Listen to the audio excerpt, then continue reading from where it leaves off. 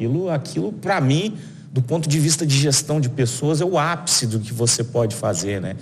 É você desenvolveu tanto e chegou num grau de confiança tão grande de uma pessoa que você chamou ela para ser tua sócia.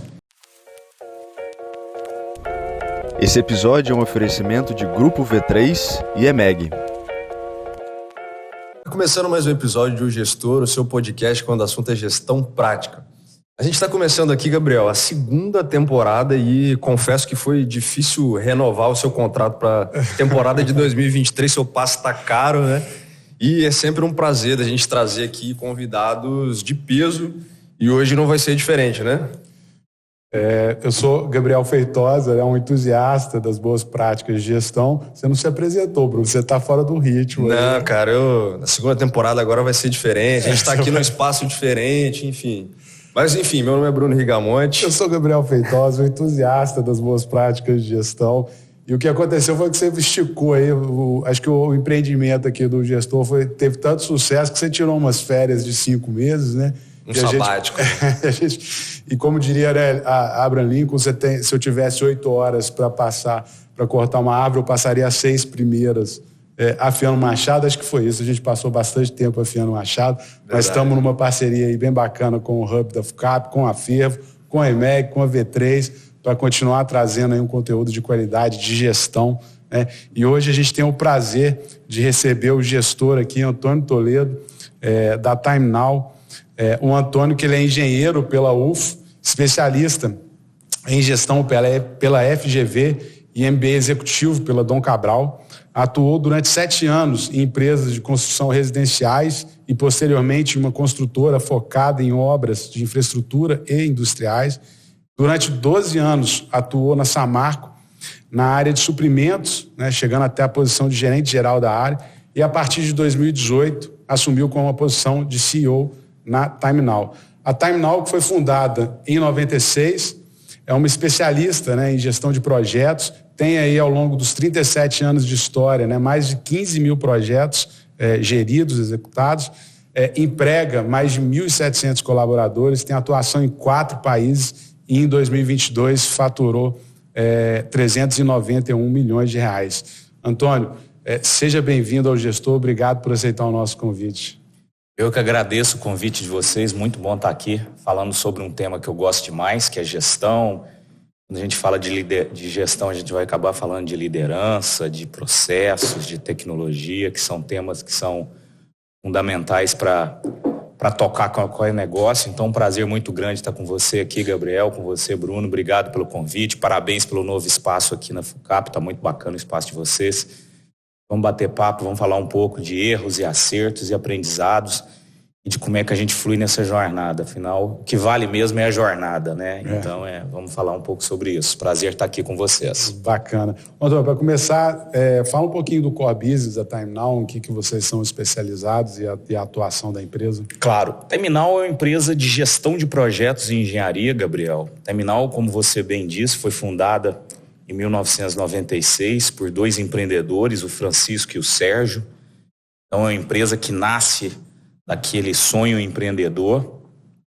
E a TimeNow, eu diria que teve muita sorte, né? É verdade, quanto mais a gente trabalha, mais sorte a gente vai tendo. A sorte acompanha um pouco o empreendedor e o trabalho, mas ela nasceu ali na região de Aracruz, num processo que teve uma energia muito grande para desenvolver os fornecedores daquela região. E desde 1996 a TimeNow tem crescido. Então a TimeNow fez agora, dia 1º de abril, 27 anos. Ela cresce nesses 27 anos. E o negócio da TimeNow é gestão de projetos e engenharia. Então o que a TimeNow faz é prover soluções de gestão de projetos e engenharia, principalmente para o mercado industrial, que é um mercado que é mais propenso e entende melhor a necessidade de uma gerenciadora de projetos e de engenharia, mas nos últimos anos a gente também tem trabalhado para o mercado de real estate, para o mercado de construção, olhamos também para o mercado de infraestrutura. Então é isso, a TimeNow é uma empresa de capital intelectual, que a gente tem são engenheiros, engenheiras, técnicos, técnicas, analistas, que através do conhecimento, dos processos, da tecnologia da empresa, entrega para os nossos clientes gestão de projetos de engenharia em todo o ciclo que envolve o ciclo de vida de um projeto, desde a concepção do projeto até a operação e manutenção desse projeto. Interessante você comentar isso, a gente estava até conversando aqui antes de começar a gravação do episódio, isso que você acabou de abordar sobre essa questão do capital intelectual, né? E às vezes pode ter um pouco dessa confusão em relação ao mercado, da forma como vocês se portam, né? Como é que você diferencia, por exemplo, uma empresa que está muito mais focada na execução ali de determinados ativos para indústrias e do que vocês de fato executam, que é o que você comentou sobre a perspectiva da equipe que trabalha na Time Now, né? Bruno, a gestão de projetos, né, tem todo um arcabouço, né, usando a palavra da moda, não é um arcabouço fiscal, é um arcabouço de metodologias de gestão de projetos, para que os projetos sejam melhor executados. E isso surge no final da década do século passado, né, e vem evoluindo muito nesse século, que grandes projetos precisam de muita metodologia, de muito conceito para que aquele projeto seja bem executado.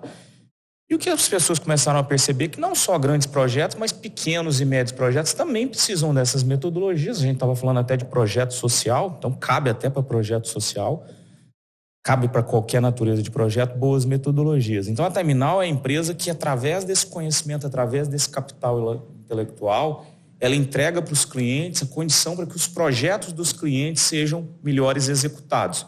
Seja um projeto que está nascendo numa concepção, ou seja projeto de manutenção de um ativo, gestão de uma manutenção, uma parada de uma grande fábrica, tudo para a gente é projeto. E o que a gente faz? Então, através dessas metodologias de gestão, de fiscalização, de planejamento desses projetos, a Time Now entrega isso para o cliente ao longo do ciclo do projeto, e até para que não haja conflito de interesse, a gente não executa o projeto. Então, a gente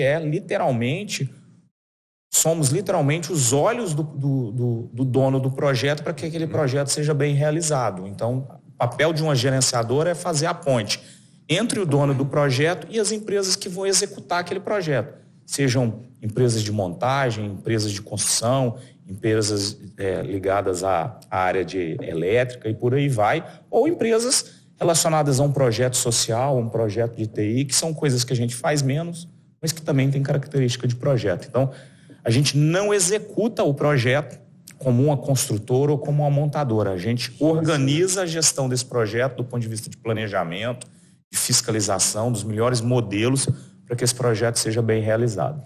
Antônio, você trouxe um pouco os conceitos, fundamentos de gestão de projetos. E também, né, na nossa conversa que a gente estava tendo aqui, eu acho que muita empresa, às vezes uma execução até pessoal, né, na vida pessoal, as pessoas têm dificuldade de fazer uma boa gestão de projetos. Além, obviamente, de trazer o método da questão de gestão de projetos, mas como que você entende que são os principais desafios das empresas de médio, pequeno porte, grande porte, na condução e na gestão desses projetos? Em que elas mais falham? E talvez a pergunta também no sentido de que como que vocês enxergaram esse desafio das empresas como uma oportunidade também de fazer disso um business? Eu diria que há 27 anos atrás devia ser uma carência até maior, mas uma carência ainda muito grande no Brasil, das empresas entenderem a importância. Eu vou dar um passo antes do projeto. A importância da alocação de capital e a conexão dessa alocação de capital com a estratégia do negócio. E é disso que nascem os bons projetos, né? Então, assim, porque um bom projeto só faz sentido se ele for uma boa alocação de capital que conversa com a estratégia daquele negócio. Então, eu diria que esse é o primeiro ponto que qualquer empresa deve olhar, né? Por que eu estou colocando capital nessa expansão da fábrica e não numa construção de uma nova fábrica? E de que vai ser essa fábrica, né? Então, isso tem que primeiro estar conversando com a estratégia dos negócios. Você vai para grandes empresas nacionais, muitas delas multinacionais de capital externo, isso já é muito natural. E aí, por isso que talvez essas foram os primeiros clientes da Time Now, empresas que tinham origem ou dentro da estrutura de capital delas, né, sócios fora do Brasil, porque eles já entendiam a importância de um projeto ser bem executado e que esse projeto, para ser bem executado, ele deveria nascer a partir de uma boa estratégia que define a melhor alocação de capital. E eu acho que isso é um pouco do que as empresas precisam fazer, né, Gabriel? É de entender que o que a Terminal, né, faz, né? Gestão de projeto. Então, antes do projeto tem a gestão, que dá um pouco até o nome aqui, o podcast de vocês, que é o gestor, que é o elemento que conduz, que executa a gestão. A gestão, ela é muito negligenciada no Brasil, né? A maioria das empresas dá pouco atenção e a gente é muito voluntarioso, porque a gente acredita muito na nossa capacidade de ser flexível, de se ajustar. E eu confesso que eu acho isso um pouco temerário, né? Assim, há muitos anos eu cunhei uma expressão na minha vida que é o seguinte: um bom planejamento não garante sucesso de nada, mas a ausência de um planejamento pode ter certeza que vai te assegurar o fracasso.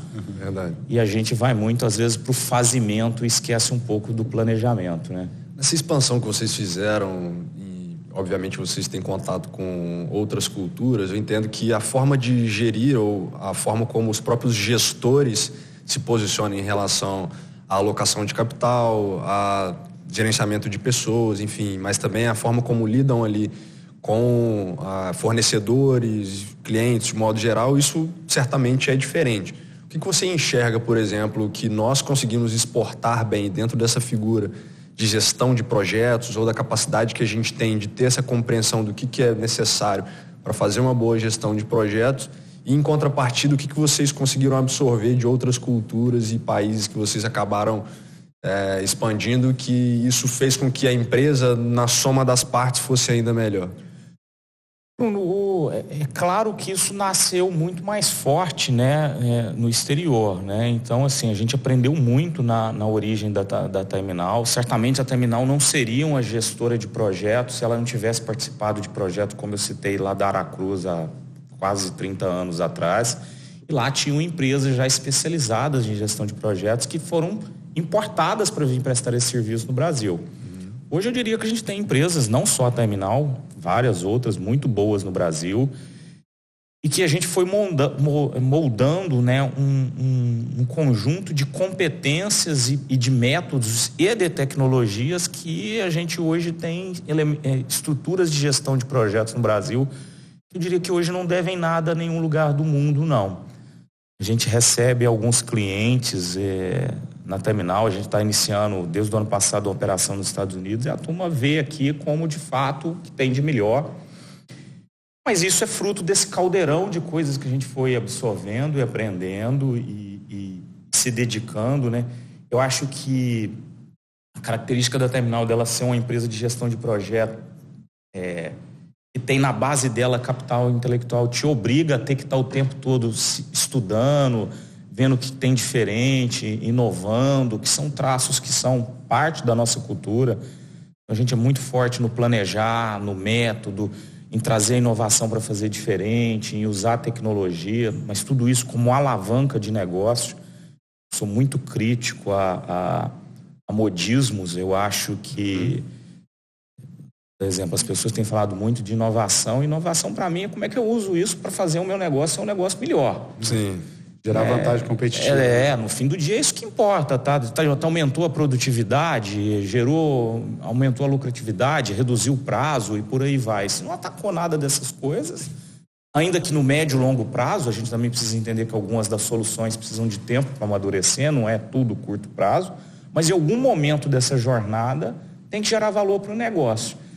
Então, esses aprendizados, sem dúvida nenhuma, de culturas diferentes, de trabalhar para grandes empresas, né? A Terminal trabalha para as maiores empresas do Brasil e muitas delas são maiores do mundo, né? Suzano, Vale, ArcelorMittal, Braskem, para citar alguns dos nossos clientes, são as maiores empresas do mundo. Eleva o patamar. Muito, né? O nível de cobrança, o nível de entrega que você é compelido a fazer é muito diferente. Mas isso também tem mudado, né? A gente está aqui no Espírito Santo, eu também preciso dizer, empresas como a Apex, como o Nasca, também hoje são empresas menores que têm projetos diferentes de projetos industriais e que são também clientes da Terminal. Antônio, você trouxe uma reflexão sobre inovação. Eu ontem até tive a oportunidade fui convidado para fazer uma palestra sobre inovação. Falei, cara, o que eu falo sobre inovação, né? Tem um misticismo muito grande, né? E eu li, inclusive, um livro... Será que você foi falar lá o que eles não queriam ouvir? Não. Pode ser. No final, todo mundo pergunta, mas como eu criei a Apple, né? Então, tem aquela questão. Mas tem um conceito que eu acho que é interessante, que eu apresentei ontem, que a inovação é a criação de uma oferta nova e viável, né? E não necessariamente... inovação não é uma invenção. Inovação, ela está realmente em você observar o problema claramente, né? Rodar o PDCA e essa melhoria, ela precisa de ser sustentável, ela precisa de ser viável, né? Não adianta você reorganizar, sei lá, todo o seu processo de vendas, implantar CRM, método super complexo, e no final do dia você está vendendo menos. É melhor você rasgar aquilo tudo e falar, olha, vamos voltar pro modo offline, né? Então, é um aspecto interessante.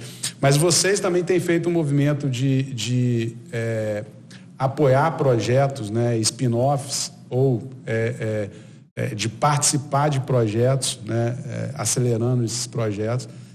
E eu entendo que seja sempre ligado à capacidade de vocês, a Terminal, de atender melhor os clientes. Então, se eu não me engano, são 8 já projetos, mais ou menos, entre acelerados e... M&As também, né? Participação fusões, completa, aquisições, né? Isso mesmo.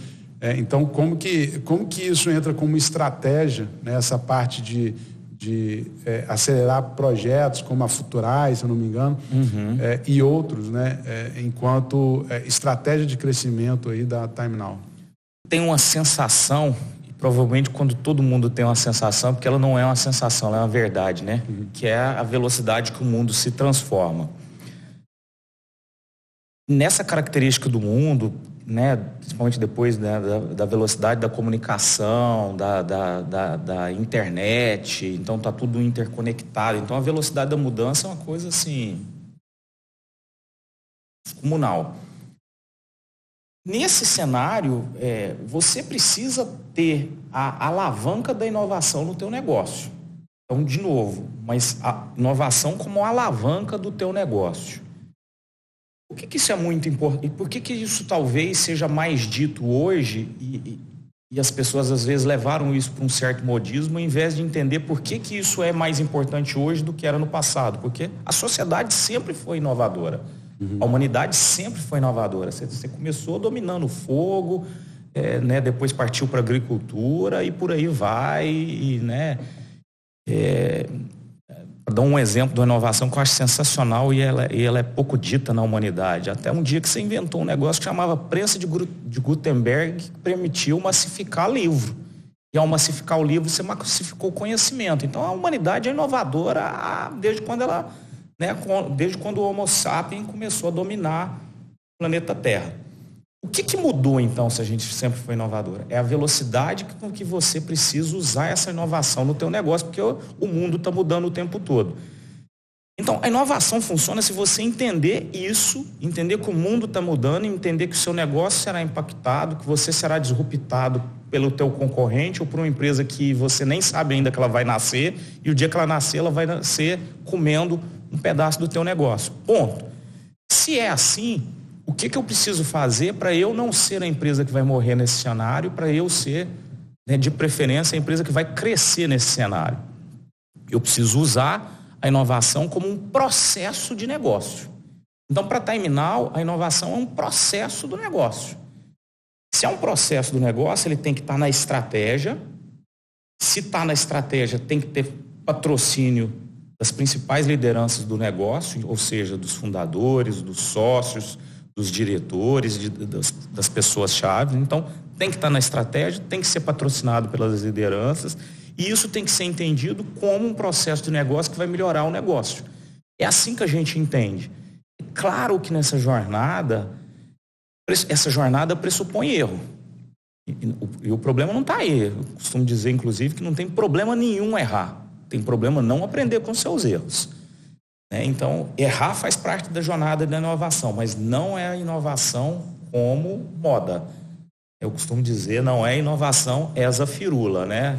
Misturando o inglês aqui com o bom português, é inovação para melhorar teu negócio. Então, você vai ter que olhar fundamento. E aí talvez esteja uma coisa que a Terminal, desde o do nascimento, quando a gente entendeu que a inovação precisava ser parte do negócio, e talvez seja uma coisa que a gente tem feito um pouco diferente da maioria das empresas, que muitas também usam a inovação para alavanca do negócio. Eu desde o início falei, inovação não pode ser porque eu quero. Inovação tem que fazer, se é processo do negócio, ela tem que ser parte da cultura organizacional. Então, a maior parte da energia que a gente põe é em transformar a inovação na cultura. É para que as pessoas, os 1.700 que você citou, colaboradores e colaboradoras que temos, uns no Rio Grande do Sul, outros lá no Ceará, né, um no norte, um no sul do país, eles tenham, no dia a dia deles, traços de uma cultura inovadora, que façam eles estar pensando, então, mas por que isso está mudando? Por que esse cliente está fazendo isso? Por que isso aqui está mudando no processo do meu cliente? O que isso faz ao eu perceber essa mudança, criar um insight em mim de trazer alguma inovação? Então, inovação como processo de negócio, esse processo de negócio precisa ter uma cultura inovadora.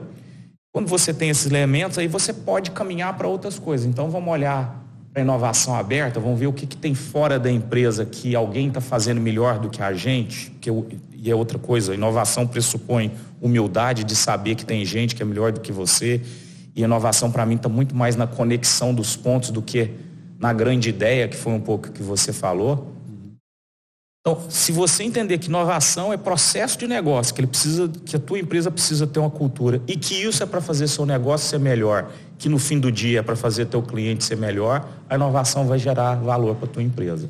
Perfeito. Claro que muitas coisas vão dar errado, mas as que vão dar certo vão fazer essa jornada valer muito a pena, né? O Jim Collins, naquele livro Feitas para Vencer, tem um capítulo lá que fala muito claramente que as grandes empresas, né? Você falou assim, como é que eu vou tornar a próxima Apple? As empresas que se tornaram mais inovadoras e que têm fama de inovadoras não são as que primeiro adotaram determinadas tecnologias. Na maioria das vezes são as que melhores usaram essas tecnologias, inclusive deixando alguns errarem um pouco antes e elas já vinham em outra camada. Então, o segredo não está em ser o pioneiro, o segredo não está em ser o mais inovador, o segredo está em quem executa melhor o uso da inovação como alavanca de negócio. Pelo menos é assim que eu acredito e a gente faz na Terminal. É interessante que isso que você está comentando, eu particularmente já li esse livro do Jim Collins também, e ele fala muito sobre alguns pontos relacionados à inovação, e pegando o livro de 0 a 1 também do Peter Thiel, ele comenta de quando você abre um mercado, né, quando você vai desbravar o mercado, você é o primeiro no mercado, geralmente você custa muito, né? Custa muito caro, você precisa evangelizar aquele mercado, né? Naturalmente você vai gastar mais recurso, mais energia, e às vezes quem está vindo, fazendo uma analogia com o esporte, né, às vezes quem está vindo no seu vácuo atrás acaba gastando muito menos energia, e na hora de dar o sprint ali para assumir uma posição de liderança no mercado, acaba conseguindo fazer isso, né? E aí eu acompanhei muito de perto as movimentações que vocês fizeram em relação ao modelo de Corporate Venture Capital, né? Nesse modelo de investimento de uma organização empresarial, né? Investindo em outras empresas, e também o modelo de Venture Builder, que eu entendo que é um pouco diferente, já que você, de certa forma, está colaborando de forma mais dentro do negócio ali no dia a dia, eventualmente na gestão ou dentro de uma governança corporativa mais ativa. De que forma que vocês abordam isso dentro do negócio de vocês? Que vocês acabam tendo dentro do modelo de CVC, né, de Corporate Venture Capital, vocês têm participação em algumas empresas de mais de 50%, outras 3%, e na parte ali de Venture Builder, eu entendo que vocês têm a integralidade do capital. Como é que é essa diferença no dia a dia, na governança, ou em o quanto vocês influenciam a estratégia ou a operação do dia a dia dentro dessas diferentes abordagens? Olha, Bruno, o que a gente tem feito e aprendido com os erros é que isso não tem muita receita de bolo. Aliás, tem uma única que eu diria que foi um aprendizado que a gente teve. Independente de ser Venture Builder ou Corporate Venture Capital ou aceleração ou simplesmente estabelecimento de uma parceria, o que é determinante para isso dar certo é a conexão disso com o teu negócio. de fato, eu costumo dizer assim, e a gente errou, tá?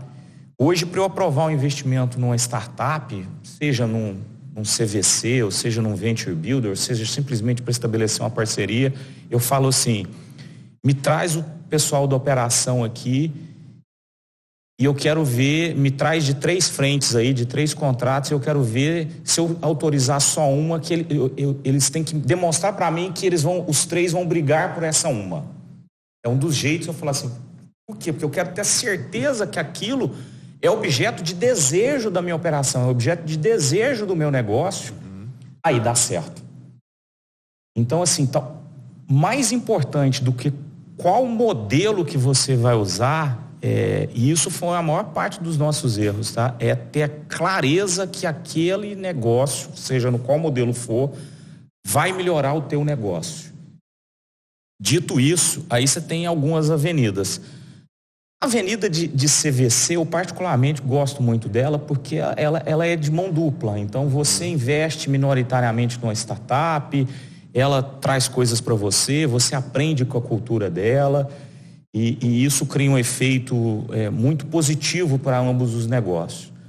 O Venture Builder é muito mais oportunístico, né? Você tem uma oportunidade, aquilo faz sentido, você faz um projeto piloto, né? Uma POC, né?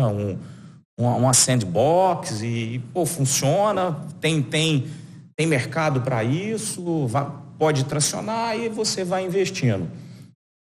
E tem também um outro modelo que talvez é o modelo de negócio que a Terminal quer, talvez não, esse é o modelo de negócio que a gente quer construir. Isso é uma perspectiva de modelo de negócio, não é uma perspectiva que o meu cliente precisa ter. O meu cliente precisa enxergar em mim uma casa de soluções de gestão de projetos e engenharia. Mas por trás dessa fachada dessa casa de soluções, o que a gente está construindo é uma plataforma de negócio, onde eu conecte as minhas próprias soluções, as soluções que eu crio, as soluções que eu faço um Venture Builder, as soluções que eu invisto, as soluções que eu estabeleço parcerias. E através da conexão desses nós, a gente cria um efeito de rede tão potente que eu seja uma casa de soluções mais forte para atender as demandas do nosso cliente. Então, no meu modelo, seja CVC ou Venture Builder, eu estou criando um nó dessa rede, que é a minha plataforma de soluções, para levar a solução para o meu cliente, entendeu? Então, e aí você vê o que faz mais sentido, se é um Venture Builder, se é uma posição majoritária ou minoritária, e por aí vai. Vocês analisam como se fosse um portfólio, por exemplo, obviamente quando a gente fala aí de Venture Capital, e aí o C de Corporate seria obviamente porque é uma empresa investindo em outras empresas, mas pensando aí de Venture Capital, né, investimento em empresas, são startups que têm inerente ali ao próprio negócio, modelo de negócio ali, esse apetite ao risco, ou um modelo que ainda não está validado. Vocês avaliam que, poxa, de 10, 100, 1000 empresas que eu vou investir aqui, uma delas vai dar tão certo que vai compensar uma eventual falha de todas as outras? A gente faz diferente. Na verdade, no nosso modelo de CVC, a tese é para a construção de plataforma. Então, assim, é claro que eu também quero ganhar dinheiro com isso, né, gente? Óbvio. Mas, assim, o que a gente fala é o seguinte, a gente busca negócios que façam o nosso negócio melhor e que também tenham potencial de crescimento. Então, perceba que o potencial de crescimento é também, é um plus. É menos uma figura de investidor e mais de então, aderência assim, ao core business ali. E o que a gente tem dito? Alguns negócios que a gente tem hoje, a gente está meio que ajudando o empreendedor a refletir se o negócio dele é uma startup. E olha que a gente está falando isso há mais de um ano atrás, que hoje está todo mundo falando, cara, será que o seu negócio não é ser uma consultoria muito especializada em IA, por exemplo, que é de fato uma coisa que a gente está falando? Isso não vai ser escalável. Eu não sei se o mercado vai comprar isso como um produto, mas você tem muita competência, muito capital intelectual de inteligência artificial. Isso conecta comigo, porque eu não sou uma empresa de capital intelectual. Vamos vender uma solução de capital intelectual que envolva inteligência artificial para os nossos clientes? Aí eu tenho uma avenida de possibilidades. Isso vai ser escalável? Não. E por que deveria ser? Porque já está me gerando um resultado. Vai virar unicórnio? Não. unicórnios existem, né? Sim, ou são figuras de linguagem? Hoje é uma dúvida no mundo sobre isso, né? Então, assim... Camelos, via de regra, são mais... tendem a ser mais então, valorizados assim, que os unicórnios. Eu tenho preferido negócios que têm um potencial de alavancar o nosso negócio. Agora, se eles puderem alavancar o nosso negócio e virar um negócio escalável para o mundo todo, sensacional. Que bom que eu sou sócio dele. Ô, Antônio, e ainda nessa área de inovação, vocês foram um dos que conceberam o Base 27, né? Me corrija se eu estiver falando errado. E numa época em que tinham diversos hubs, inclusive pouco povoados, eu diria assim, né? Muita iniciativa de hub, de você trazer ali, tentar trazer algumas startups, etc., mas poucas tracionando. E é impressionante, eu frequento o Base com certa regularidade, impressionante o ecossistema que de fato vocês conseguiram gerar ali, né? Vocês e todos os que fazem parte, claro. apoiadores, mantenedores do Base, a objetividade da troca, de ter uma comunidade de fato gerindo ali interações entre as empresas, etc. Qual que foi a receita de sucesso? Se foi o viés de gestão de projeto que vocês implantaram lá? Também tenho para mim que inicialmente foi numa linha de um hub de construção civil, mas depois se transformou numa perspectiva mais ampla. Então, qual que você entende que foram aí os acertos que vocês fizeram desde a concepção até de fato entregar hoje um dos maiores ecossistemas colaborativo do Estado? O Base 27, né? A Terminal é uma das fundadoras, mas também junto com o Wilson, da NASCA, da CBL e o pessoal da Soma Urbanismo também, inclusive empresas que em algum nível poderiam ser tratadas como concorrentes, né? E tem muito disso lá no Base 27, que é até um jeito que eu acho errado de ver, né? Se olhar para concorrentes, você deveria olhar para oportunidades e parcerias, né? De construir algo melhor junto. Mas o Base 27, primeiro porque eu acho que ele foi uma reflexão que muitos empresários muito bem-sucedidos tiveram. Eu acho que tem nesse nascedouro um pouco do que eu falei, da mesma coisa que tem na Terminal em algumas outras empresas, né? Citei algumas, citaria também, né, a Estel, do Luiz, a Fortes, do Ricardo, dentre várias outras, que me desculpem aqui até, quem vê depois o episódio, não ficar bravo comigo, porque eu não citei todo mundo, porque é muita gente para citar, e todos são igualmente importantes. Mas o fato é que esse empresariado teve essa consciência de que o mundo está mudando e que inovação é importante, que fazer do mesmo jeito que sempre foi feito, provavelmente te levará muito rapidamente ao fracasso. Dito isso, aí sim, eu acho que principalmente muito capitaneado pelo Francisco, que dedicou muito ao Base 27, né, e a Terminal suportando, energia, capacidade de gestão, de projetos, de iniciativa, de estruturação estratégica do modelo como um todo, de convencimento, eu diria que da sociedade capixaba da importância da inovação, e sem dúvida nenhuma acho que foi o precursor para que o Base fosse muito bem sucedido. Mas, de novo, na origem tá de entender que aquilo é uma alavanca para os negócios de quem está lá e para a sociedade. Antônio, eu entendo que o Base 27 é uma das ações estratégicas e uma das iniciativas que estão conectadas com várias outras que a Terminal tem, né? E aí posso citar, por exemplo, se a gente for pegar aí numa perspectiva de ESG, né? Vocês têm algumas ações de incentivo social, enfim, dentro de uma estrutura também de desenvolvimento de pessoas, e gostaria de abordar um pouco dessa perspectiva, se a gente está falando aqui de uma figura principalmente de gestores, lideranças, e pensando no nosso público também. A gente entende que essa valorização de pessoas, mas também a compreensão do papel social de uma empresa no seu entorno ou na sociedade no modo geral, isso é muito relevante, né? Como é que vocês têm olhado para isso? Quais iniciativas você considera que já geraram resultados positivos e novas iniciativas que vocês têm considerado que vão surtir efeito aí? Melhores profissionais, estou formando pessoas dentro de uma cultura que tem valores que são os valores da Terminal, mas são valores não questionáveis, né? Quando eu falo de integridade, respeito às pessoas, comprometimento, originalidade, você pode até falar que você tem outros, mas você não pode falar que esses 4 valores são ruins. Então, quando eu crio uma cultura desses valores no meu colaborador, eu tenho convicção que eu estou formando pessoas melhores para a sociedade. Isso, para mim, é social. Sem dúvida. Isso, em última instância, se conecta com o programa Time Owners que vocês têm nesse programa de partnership? Ele é o ápice dessa jornada, né? Ele é o profissional da Terminal que se transformou num exemplo da nossa cultura, que entregou resultados de forma consistente dentro daquilo que é estratégico para a empresa.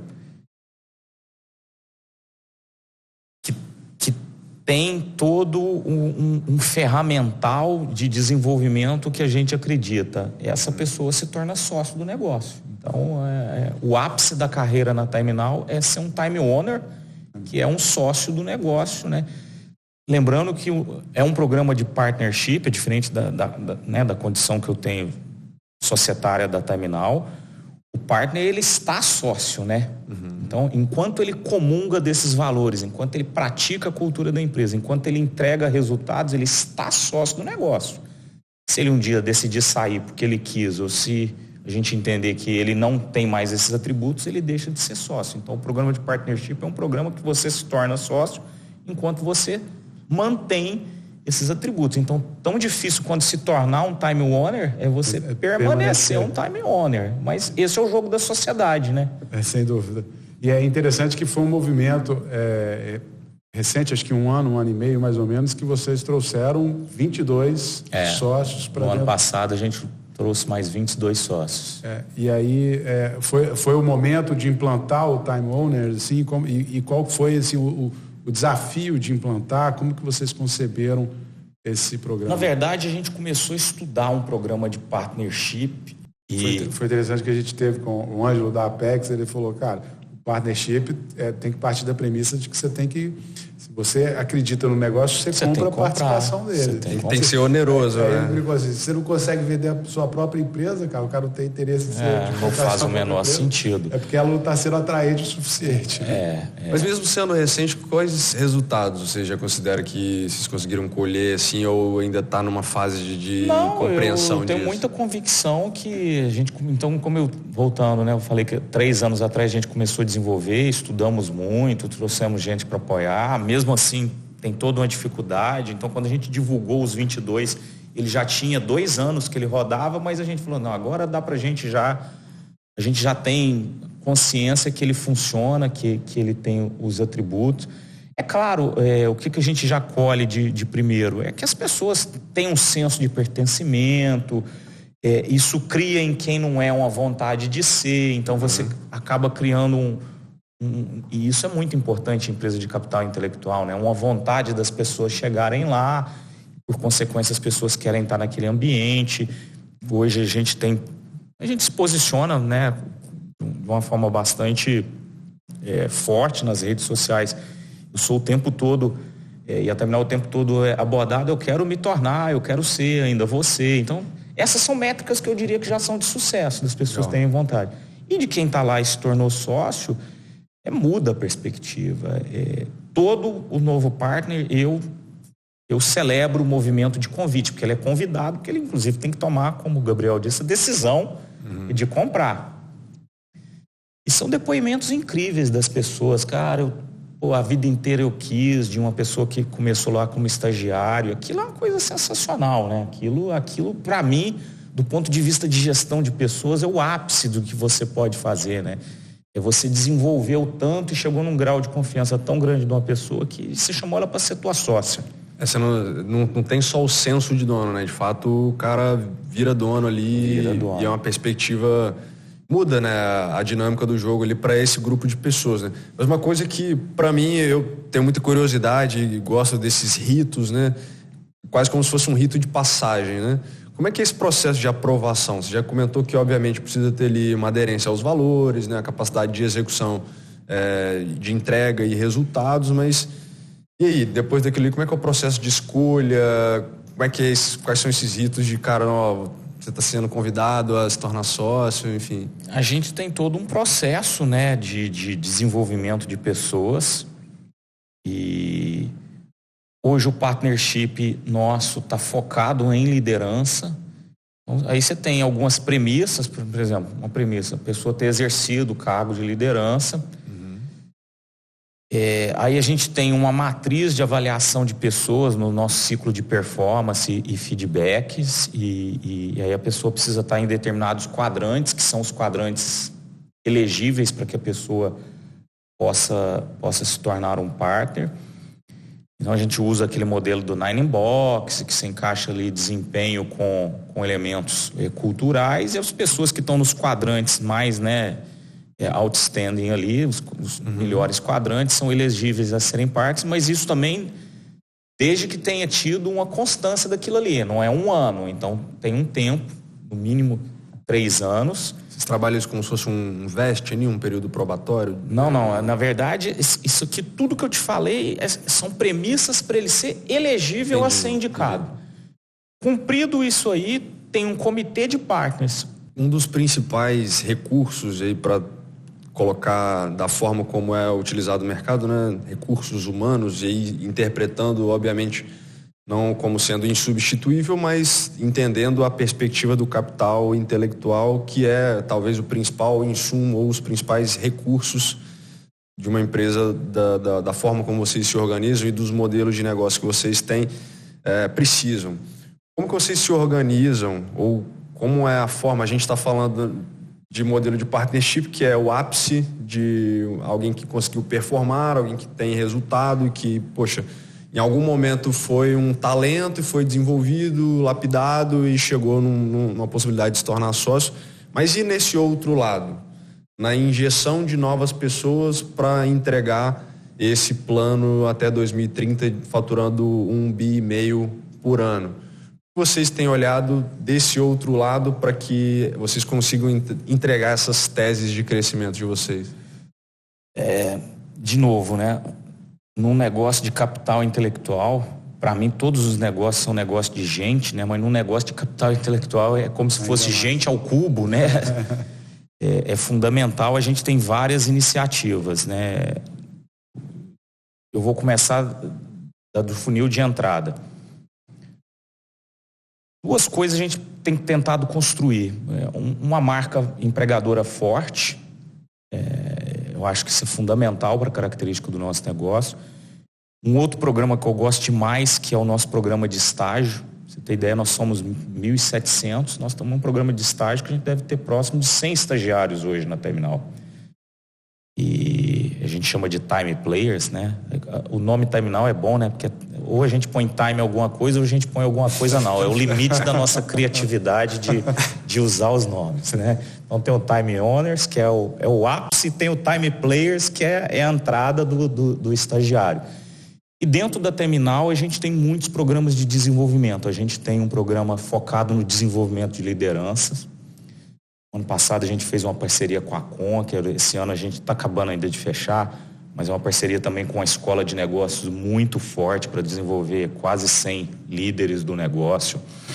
Desenvolvimento dos executivos. Eu mesmo tenho uma agenda de desenvolvimento.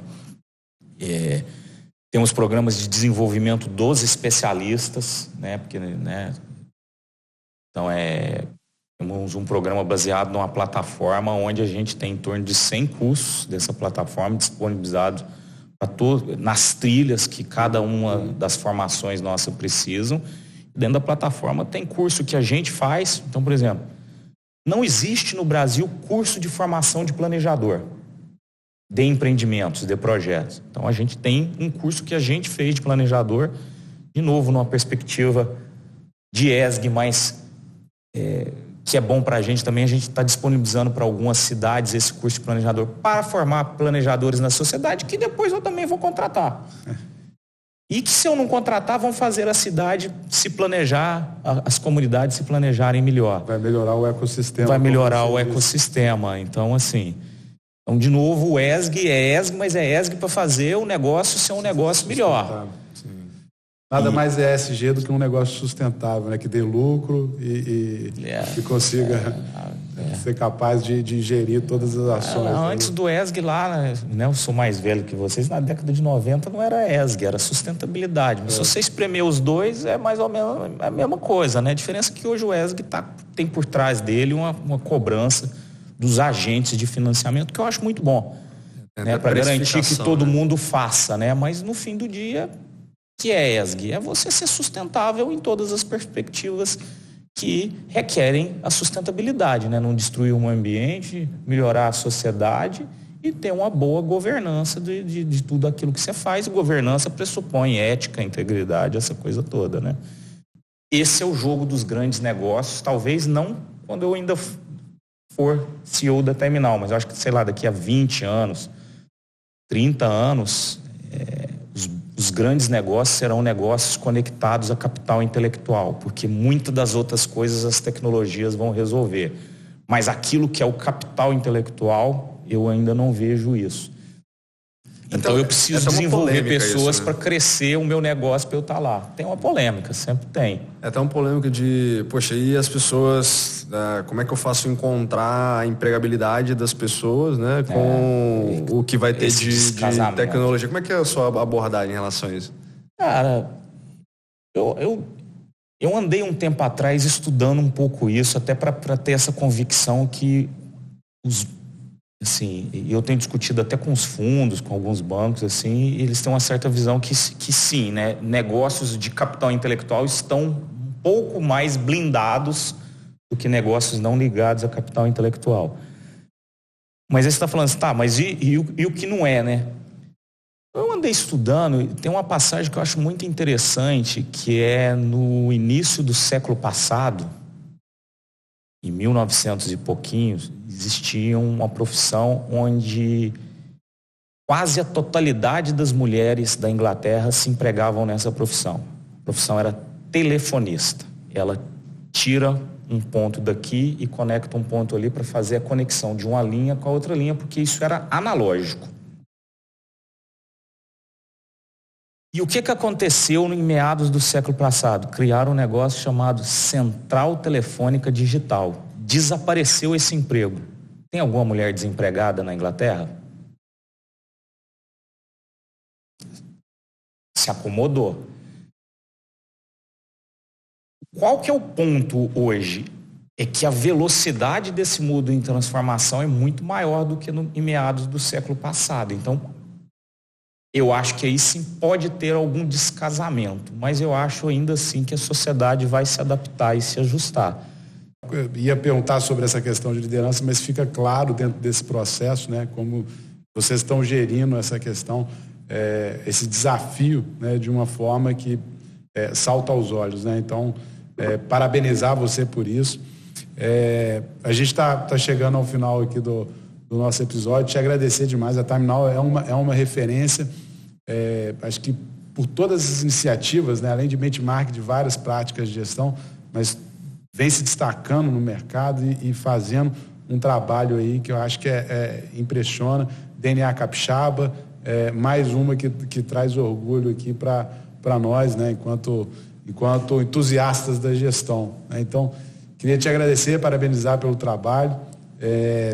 Estamos na torcida para 1,5 bilhão em 2030, né? Isso é com a ótica de hoje, né? Quando chegar lá, certamente a gente olha para uma fala que a Dilma tem, né, de quando atingir a meta, dobra a meta, mas eu vejo que ela é mal interpretada. Sem dúvida. Porque é aquela questão do jogo infinito, né? Quando você atinge a meta, você vai fazer o quê? Vai parar? Então, nem horizonte, né? Você nunca chega nele, né? Exatamente. Então, muito obrigado por esse primeiro episódio aqui, a gente receber você e a Terminal. Obrigado por compartilhar aí toda essa experiência. Eu que agradeço mais uma vez o convite de vocês, um prazer estar podendo aqui abrir essa segunda temporada aí de vocês. Parabéns pela nova casa, parabéns pela iniciativa. Eu gosto muito da gestão. Eu acho que a gente precisa cada vez mais formar bons gestores, pessoas que entendam de negócio, pessoas que possam liderar iniciativas. Eu acho que isso vai melhorar muito o país. Eu acho que isso vai formar bons gestores, formar pessoas que conheçam de negócio, vai ser o que será importante para a gente fechar esses gaps sociais que podem surgir, seja por tecnologia, seja por problemas econômicos e por aí vai. Então, parabéns aí a vocês pelo trabalho, pela iniciativa, por tudo, por serem entusiastas da gestão, que eu também sou, e eu acho que a gente formar bons gestores, pessoas com cabeça de negócio, bons empreendedores, a gente muda esse país. Bom, Antônio, certamente o pessoal vai ter muitos insights. A gente vai ficando por aqui. Um abraço e até a próxima. Valeu, obrigado, um abraço. Obrigado.